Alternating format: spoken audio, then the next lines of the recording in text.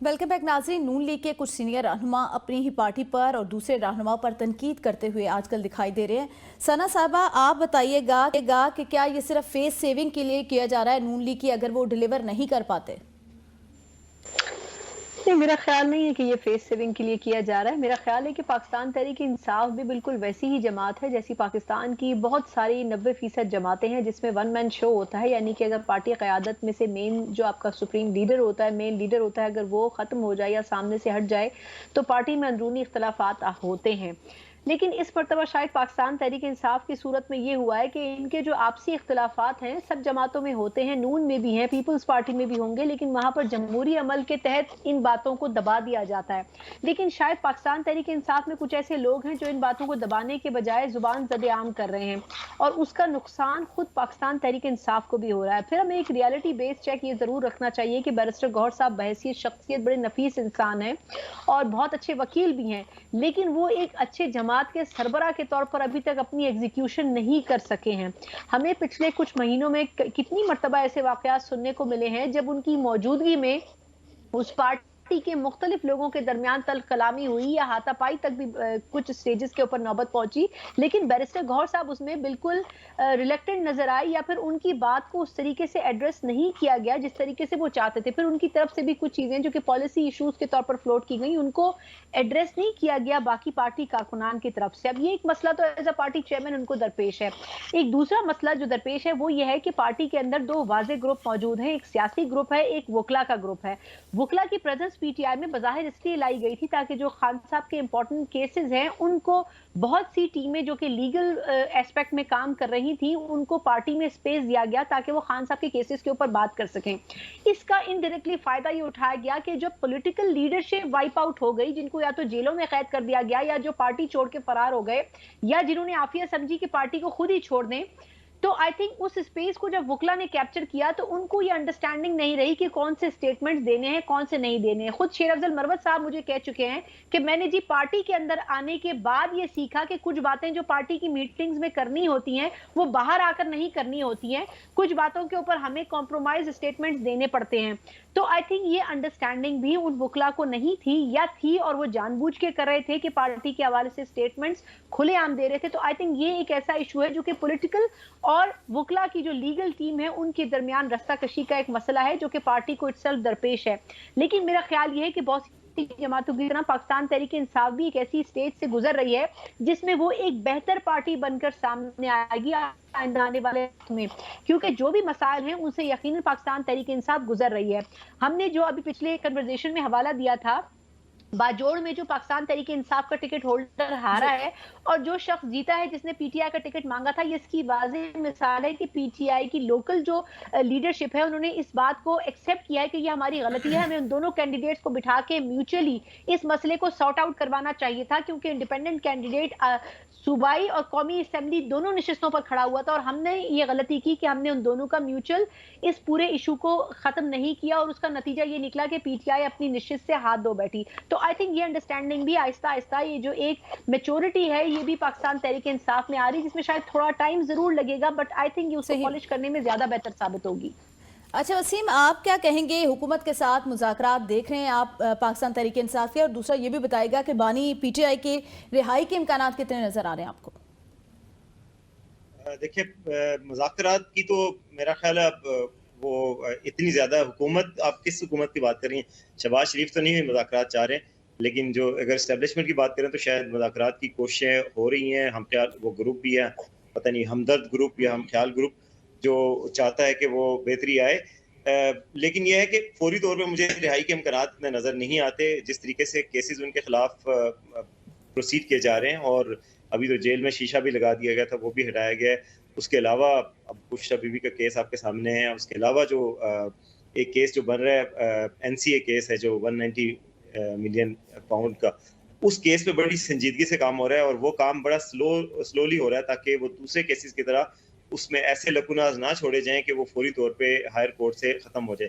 तो यानी ऐसी कोई संजीदगी इस साइड से नजर नहीं आ रही कि इस तरह के मुज़ाकरात हों कि खान साहब बाहर आ जाए। मुज़ाकरात ऐसे हो रहे होंगे कि जैसे आइस ब्रेकिंग हो रही है, बेसिक हो रही है कि जी आप हमें ना छेड़ें, हम आपको मजीद नहीं छेड़ रहे, आप केपी की गवर्नमेंट करें باقی جو لیڈرز ہیں ان کے خلاف مزید کیسز نہیں بنیں گے. کچھ اس طرح کی بات چیت ہوگی جو آہستہ آہستہ کر کے ہوگی, کیونکہ فاصلے اتنے بڑے ہوئے ہیں کہ وہ ایک دم اتنا بڑا شاکنگ قسم کا ڈیسیژن میرا نہیں خیال کہ فوری طور پہ کوئی سامنے آئے گا. صحیح. اچھا عمر, پی ٹی آئی رہنما عاطف خان انہوں نے آج ABN نیوز سے گفتگو کی ہے. انہوں نے کہا کہ اسٹیبلشمنٹ سے مذاکرات ہو سکتے ہیں, بات ہو سکتی ہے, لیکن ہماری کچھ شرائط ہیں جس میں بانی PTI کی رہائی بھی ہے اور ان کے اہلیہ کی. دیکھیے, تحریک انصاف یا عمران خان نے پہلے بھی کھل کے کہتے رہے ہیں کہ ہم بات چیت کرنا بھی چاہتے ہیں اور بات چیت کر بھی سکتے ہیں. ایون آپ کو یاد ہو ابھی جو حال ہی میں جب یہ شیشے کی بات ہو رہی تھی یا وہ دیوار کھڑی کرنے کی, تو اس دوران بھی انہوں نے کہا, اس سے پہلے بھی کہا کہ میں بات چیت کرنے کے لیے تیار ہوں, لیکن مجھے قائل کیا جائے. ظاہر ہے کہ اب وہ مشروط کریں گے اور 8 فروری سے پہلے کی صورتحال اور 8 فروری کے بعد کی صورتحال بالکل مختلف ہے.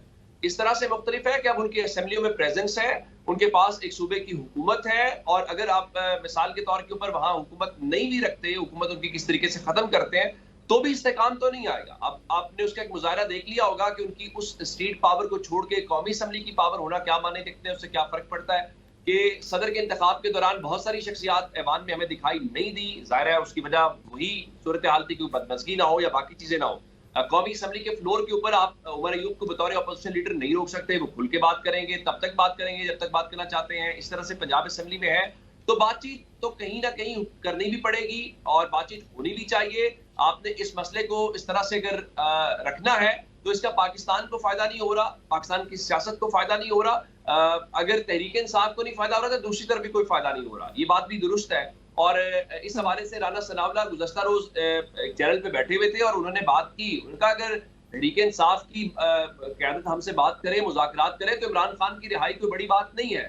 تو فی الحال عمران خان یا تحریک انصاف جو ہے وہ گیو اینڈ ٹیک کے اوپر یا ان کے لیے جو اپنی ان کی کنڈیشنز ہیں, جو ان کی شرائط ہیں, ان کو اندازہ ہے ان چیزوں کا, اور ان کو یہ بھی پتا ہے کہ ان سے کیا ڈیمانڈز ہو سکتی ہیں. اس وقت جو حکومت ہے, حکومت کرنا کوئی اتنا آسان کام نہیں ہے, اور عمران خان چاہیں گے کہ یہ حکومت سٹے ابھی کرے, کیونکہ آپ نے دیکھا پچھلے 16 مہینے جو گورنمنٹ رہی, اس گورنمنٹ سے مسلم لیگ نون کو, پیپلز پارٹی کو سیاسی طور پہ کیا نقصان اٹھانا پڑا ہے. اب آپ جو مرضی کہیں, اس کی وجہ یہ ہے کہ بہت کچھ سٹیک کے اوپر لگا ہوا ہے, مسلم لیگ نون کا, باقی جماعتوں کا, اور عمران خان کا بھی سٹیک کے اوپر لگا ہوا ہے. اب دیکھیں نا, اگر یہ گورنمنٹ چلتی ہے تو اس گورنمنٹ کے پاس ریلیف دینے کو کچھ نہیں ہے. آپ ایک اور پلان کے لیے جا رہے ہیں IMF کے, اور اگر آپ اس کی طرف جاتے ہیں تو آپ لوگوں کی کہاں وہ آسانیاں پیدا کریں گے. تو جب مشکلات بڑھیں گی, ابھی گندم کا سیزن ہے, کسانوں کے مسائل ہیں, انفلیشن بڑھے گی, تو آپ کی 4 روپے روٹی کم کرنے کو لوگ یاد نہیں, یعنی حکومت کے لیے مزید مسائل جو ہیں وہ آنے والے ہیں. اسامہ غازی صاحب, نواز شریف کا کہا تو جا رہا تھا کہ وہ لندن جا رہے ہیں, لیکن اچانک وہ چین کے دورے پہ چلے گئے, کیا وجوہات دیکھ رہے ہیں آپ؟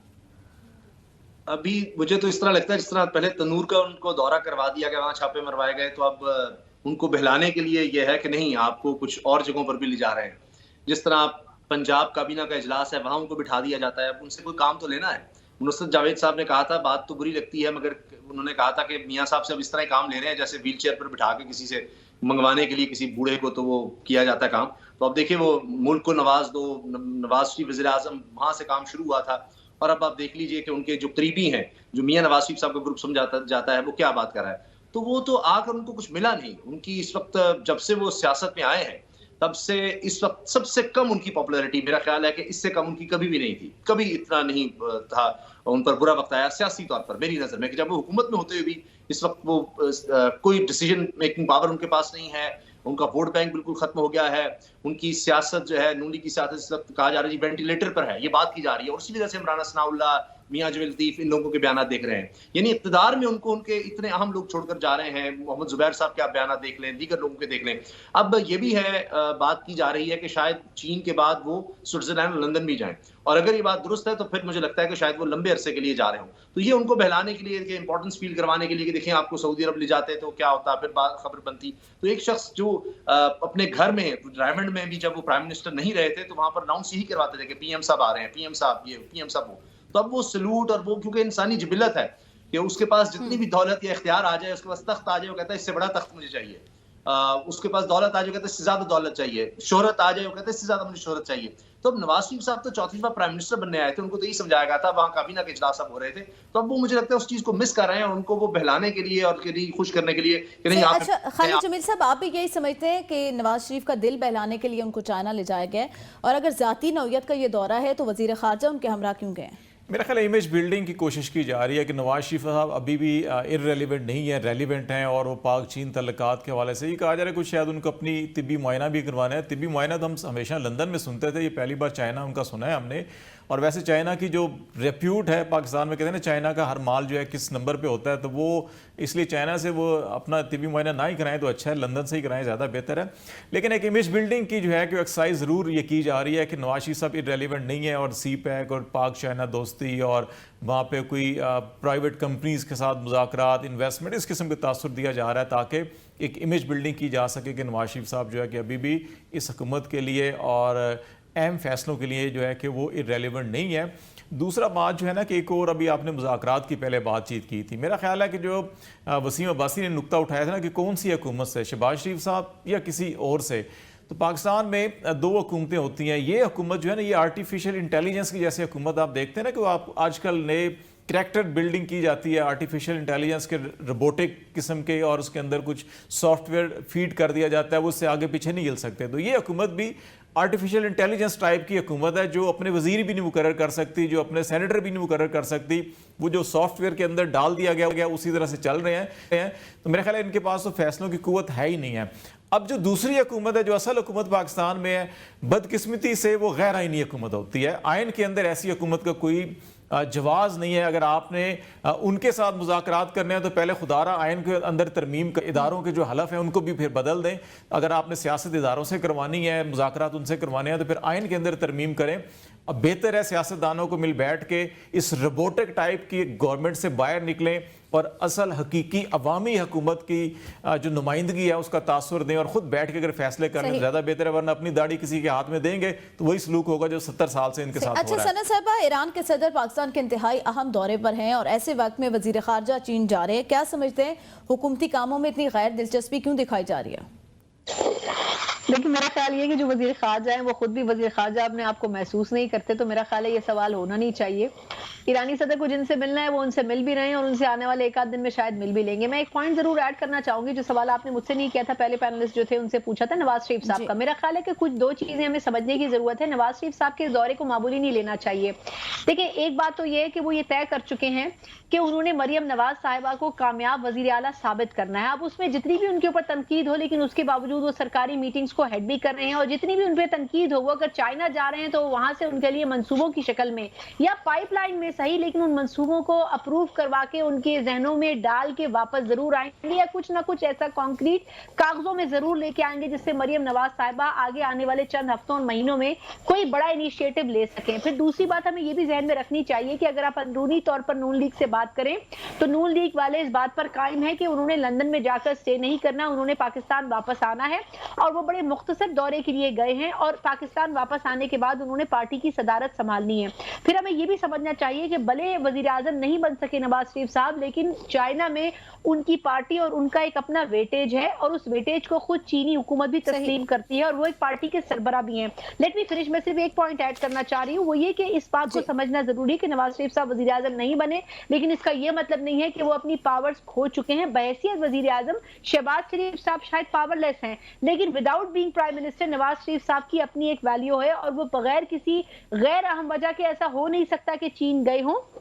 وہ چین گئے ہیں اور اس کے پیچھے کچھ مندرجات موجود ہیں جس وجہ سے اسحاق ڈار صاحب ان کے ساتھ ان کو اسکورٹ کر رہے ہیں، اور اس کے لیے انہوں نے ایرانی صدر کے دورے پر کمپرومائز کیا ہے۔ تو آئی تھنک ہمیں کچھ دن انتظار کر لینا چاہیے، یہ بھی سامنے آ جائے گا کہ وہ کیا۔ صحیح ثنا صاحبہ، پروگرام کا وقت ختم ہو رہا ہے۔ وسیم عباسی صاحب، کوئکلی آپ کا رسپانس لوں گی۔ نواز شریف کا ذاتی نوعیت کا دورہ تو کہا جا رہا ہے، لیکن وزیر خارجہ ان کے ہمراہ ہیں، کیا سمجھتے ہیں نواز شریف حکومتی معاملات اپنے ہاتھ میں رکھنا چاہتے ہیں؟ بالکل، میں سمجھتا ہوں، میں ثنا سے زیادہ اگری کرتا ہوں اس بات سے، کیونکہ نواز شریف ایک پارٹی کے لیڈر بھی ہیں، اور چائنا میں اس چیز کی بڑی ٹریڈیشن ہے۔ وہاں کی کمیونسٹ پارٹی کو رولنگ گورنمنٹ سمجھا جاتا ہے، گورنمنٹ سے زیادہ اہمیت کمیونسٹ پارٹی کی ہوتی ہے، تو وہاں پارٹی ٹو پارٹی کولیبریشن بھی ہوتا ہے، پارٹی ٹو پارٹی ٹاکس بھی ہوتے ہیں۔ تو نواز شریف چونکہ سی پیک کے سمجھے جاتے ہیں بانی، تو اس وجہ سے میرا خیال ہے ان کی امپورٹنس ہوگی، اور شاید سی پیک کو ریوائیو کرنے کے حوالے سے چونکہ وزیر خارجہ جا رہے ہیں، ایک میسج ہے، کیونکہ وہ بیکنگ کے بغیر نہیں جا رہے، یعنی گورنمنٹ کی، اور گورنمنٹ جو خالد جمیل صاحب کہہ رہے ہیں اس گورنمنٹ کی بھی بیکنگ کے ساتھ جا رہے ہیں، تو اس لیے دورہ انسگنیفیکینٹ نہیں ہو سکتا۔ صحیح عمر، لاسٹ میں 1 منٹ ہے ہمارے پاس، آپ کتنا اہم سمجھتے ہیں نواز شریف کے اس دورے کو، کہ واقعی مریم نواز کے لیے کوئی پیکیجز لے کر آئیں گے وہ؟ उसका इम्पैक्ट होगा। मैं नहीं समझता कि नवाज शरीफ इररेलेवेंट है, मैं नहीं समझता कि इमरान खान इररेलेवेंट है। ये गलतफहमी होती है उनकी जो उनको इररेलेवेंट करना चाहते हैं।